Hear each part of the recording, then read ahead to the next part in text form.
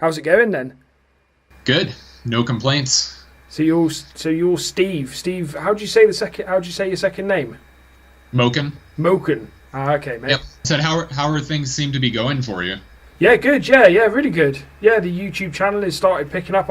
It's been funny because I've tried to kind of build like a following quite organically and just record my rides and just kind of do it all quite naturally and stay away from the stuff that's too kind of search specific. So like people ride intense bikes or Santa Cruises or whatever, Sure. try and demo them and get really hot search results. And then the other day, Brian gave me a call and said, Luke, make one of these manual machines. So I went and made one of these manual machines. And then, I've gone from like 3,000 views on a ride video that I put like loads of time and effort into. And then I go and screw a few bits of wood together, make a manual machine, and everyone seems to be going mad over it, Yeah. So and that's how it works, man. It's like I think I mentioned in that email too. It's like it's all about customer engagement, or I guess fan engagement. I think that's one thing that Brian and Alex do really well is just, they're relatable. Yeah, that's right. No, it's definitely a real art form the way that Brian does it. Because I was talking about this with Phil the other day. Actually, the way I ride, I don't like it. I don't know if it's more of an American thing in general, or if it's just more of a kind of Brian and quite a few riders over there. But the whole kind of woo kind of thing while you're riding. That's Brian. Yeah, that's Brian. Yeah, because I kind of concentrate and zone in. I get quite intense when I'm riding. I have a laugh, but my goal is to go fast. I'm not particularly good on a bike, but my goal is to go fast. So the whole whooping thing, Sure. I'm concentrating too hard, Yeah, it's kind of weird when you're riding in front of him too. I didn't know what the hell it was the first time he was riding behind me, and then you kind of get used to it. But it's definitely unique. I don't know too many people that are like that when he's, when he's riding. Yeah. Him and Alexander seem to be the only two. You've got Alexander soon for a trip, haven't you? Yeah, at the end of next month, we're going out to Crested Butte, and then 2 weeks after that, we're doing Moab with Brian. Cool. So Brian's done. That'll be the third with Brian. Second. Second. Okay. Yeah, the first one was back in April in St. George. Cool. Right, let me just do one more quick check around, make sure I've got everything recording. It's my worst nightmare is to do one of these and then phone you back 2 days later and go, hey Steve, I've fucking lost every single thing that we filmed. Is there any chance I can speak to you again? Right, okay, so the main thing obviously that I want to talk to you about and that you will want to talk to me about is Chasing Epic. But after looking through your website and seeing your because you're the director of Chasing Epic, aren't you? So you're the founder of the company in 2015 from what I can see. But when I looked at your kind of bit on the about page, you as kind of a staff member of Chasing Epic as the director, it gives a little bit of your bio, and the things that jumped out. First of all, you've got like a pretty incredible background in adventure type stuff anyway, haven't you? And it said something about skiing as well. So what roughly have you done before Chasing Epic then? A lot of the background with that was photography based. So living in Colorado, it's just kind of a natural thing. All my friends ski, all my friends mountain bike, a lot of them fly fish, a lot of them go hiking, crazy mountains. I originally picked up the photography thing 12, 13 years ago when I moved out to Colorado, just to show all my friends and family like how awesome this place was. Yeah. And then just kind of as a natural progression, as I started getting into photography more and more and more, I took my camera, everywhere I went. So I really, people started seeing more pictures. This was even before the age of Facebook and Instagram and, all that crap. Yeah. A lot of online message boards like Teton Gravity, MTBR. I was posting a lot of stuff there and people started to see it. And so, I started doing photography for some ski companies, for some ski resorts here in Colorado. I kind of parlayed that into a lot of cool gear and some cool trips. Right before I started Chasing Epic, I did photography for a couple other adventure travel companies. So a road bike company, and I was actually over in Croatia and a couple other places with them. And then, hike the Grand Canyon with some clients and, so kind of a lot of different things. And, photography, it's, one of my main loves. It's, I've got tons of cameras sitting right behind me here at the desk, too many lenses to talk about. But it's always integrated into Chasing Epic trips too, because I think it's a really cool thing, kind of like the video that you guys do, and that Brian does and that Alex does. The pictures are a really cool way for me to let my clients and my friends remember trips, and remember that 3,000 foot climb that ended in a 6-mile descent.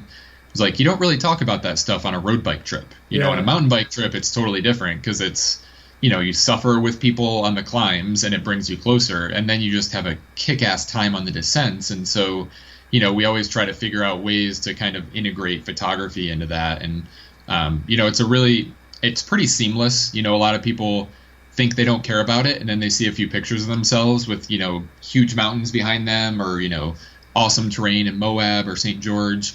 And all of a sudden they're like, hey, take my picture over there. Or, hey, set up this shot so I can ride this line.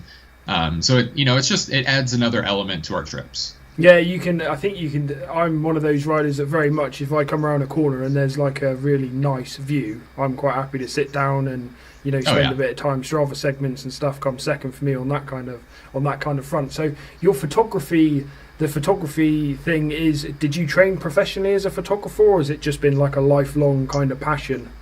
No, just a lifelong passion. I think one of the personal challenges that I think about when it comes to photography is how I like to try to get better without doing professional training and without reading manuals, and, just seeing a picture and trying to figure it out myself, or, making a sequence of shots by myself and, trying to put something together like that. And, it's fun, and it's a challenge, and it's just something that I like to learn organically. It's kind of like how I ski and how I bike.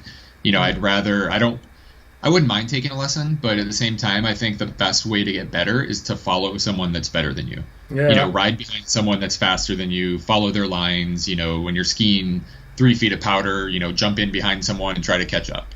You'll end up doing things that you don't think are possible, and I think once you do them once or twice, you realize they're possible. Yeah, absolutely. That's kind of something that I want to kind of push forward with. Again, Brian said exactly the same thing, and that's kind of what guiding is about, isn't it, in a sense? One, getting to see somewhere that you've not ridden before with someone, that means you don't have to spend 3-4 weeks there finding the best places to ride. That's kind of what guiding is all about, really, isn't it? Yeah, I think that's the main thing, for sure. I think what I'm learning as we do more and more trips is also how to push people beyond their kind of comfort zone. And so I think that's really rewarding. And, I've heard a lot of feedback from customers that continue to come back on our trips is, I never thought I would ride stuff like that. Or I didn't know I could climb 5,000 feet in a day. Okay, so Chasing Epic, like I say, I've done quite a lot of looking on your website, and I've also, being a big kind of follower of Brian BKXE, I have also looked at his other trips that he's done, and it's got me looking on the different websites and at the kind of the services that you provide. And one of the things that I was so surprised about, because we've got guiding companies here where I just assume that you turn up in the morning, go for a ride with them, and then go home in the evening. I was quite surprised how full on the service is. It's like an all-inclusive package, isn't it? Yeah, and that's one of the things that I think when I first started Chasing Epic, I wanted to provide for everybody. It's basically a turnkey vacation. It's, we wanted to have the best bikes. We wanted to stay in some of the coolest places. We want to have the best guides. We have nutrition available through like Cliff Bar and Infinite. So, you really bring your shoes, your helmet, your backpack, and your sense of adventure. I mean, there's really nothing. People pack. It's pretty crazy to see like how light people pack for some of our trips. It's like, you get a pair of shorts, a t-shirt, some boxers, and then your riding gear. Yeah. And it's really, there aren't a lot of other companies, especially in the United States, that do it that way. A lot of them, that sure, they've got guides, they do camping, so you cook out every night, which is totally cool, and a lot of people are up for that. But adding the bikes, adding lodging with catered meals and all that stuff, I wouldn't call it high end, but it's definitely it's catered to people who like to enjoy the riding, which is really what we like to focus on. So it's come, you've got all this other stuff set up for you, and just have a kick-ass time. Go ride Moab, go ride single track and Crested Butte. When you come back, all you have to worry about is taking a shower, having a beer, and going to eat dinner. Yeah, cool. Because that's when you first look at these things, especially when you've never done guided riding like myself. So I went on your website, and that's worth mentioning as well, actually, that the website is fantastic. It's really, really detailed. A website that you can sit and spend half an hour looking at, and then really it leaves very few questions to ask you, although it's a good idea to contact you definitely about your guided trips. So sure. The kind of $12.50 is like your scheduled trips, which I guess is just, it's on a fixed date and people book up, and then you all go off together, and then you do like bespoke packages for $1,500, and that's sort of around 4 days from what I imagine. You can correct me on some of this in a minute. And as someone that's never been on a guided ride before, the first thing I looked at, I thought, oh man, that feels like a lot of money. But when like you say, when I look down the list of what you get absolutely everything that you could possibly need for the week. But like you said just now, the thing that sticks out at me the most is the first thing I would have to do if I was flying out to see you is go and buy an Evok bike bag to protect my bike, which straight away is £400 or $500 US. And one of like the things that I would really want to do and try and get to do around here is ride an awesome bike. So the fact that you lay on a demo bike for the whole ride, that's the kind of standout feature for me in terms of what's laid on. Yeah, it's interesting you bring up the price because I see a lot of hesitancy from people before they book trips. So we run Facebook ads, people comment, holy shit, this is expensive. Who's going to pay $1,200 to go ride in Crested Butte for 4 days? But then on the back end or during the trips or when I talk to clients, I've never once had anybody say this wasn't worth every single penny that we paid. And in fact, a lot of people say, damn, you should be charging, $500 more for this. I think obviously the bikes are a big piece of that. A bike like we have, so the BMCs and the Ibises, those are probably $100 plus a day. If you go to you go to Moab and try to rent from Poison Spider, you go to Crested Butte and rent from the Alpineer, and then you have to worry about, am I going to crash and, have $1,000 in damage that I have to pay for? It's really the convenience. It's, like you mentioned, not having to pack your bike up, not having to bring it in and build it up the first day. We do have customers bring their bikes if they drive, which I would say about 10% of our customers drive to the locations if they're in California or if they're in the Western U.S.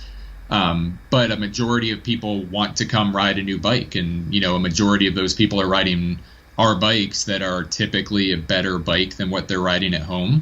And so you're riding some of the best trails in the country, why not ride one of the best bikes on it? And that's that was just kind of our way of thinking.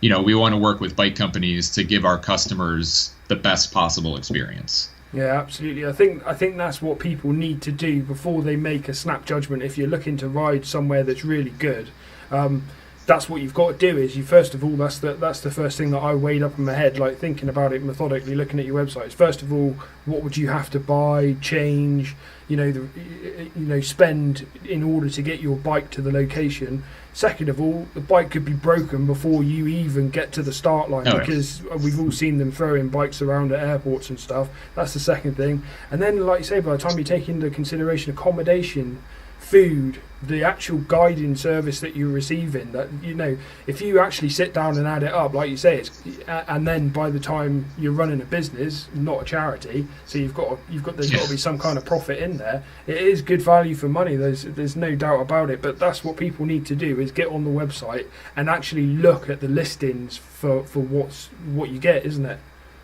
Yeah, I think another you touched everything there. I think the guiding piece, if you were to go to one of these locations and try to get a guide for yourself, it's pretty expensive. It's, $250 to $300 a day.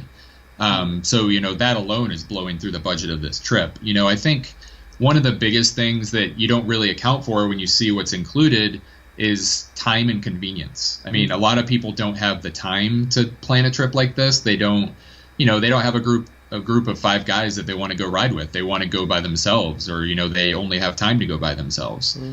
So it's really it's creating a group environment of people who are going to be friends at the end of 4 days, because when you ride 80 to 100 miles and climb and descend and ride the trails that we ride, like, everybody keeps track and keeps in touch with everybody after these rides. Like I get group texts every single day from people that have been on my trips the last 2 years saying, holy shit, do you remember that ride in St. George? Or remember that, Gooseberry Mesa? Oh my God, I just saw a picture pop up on my laptop. I just wanted to shoot you a note.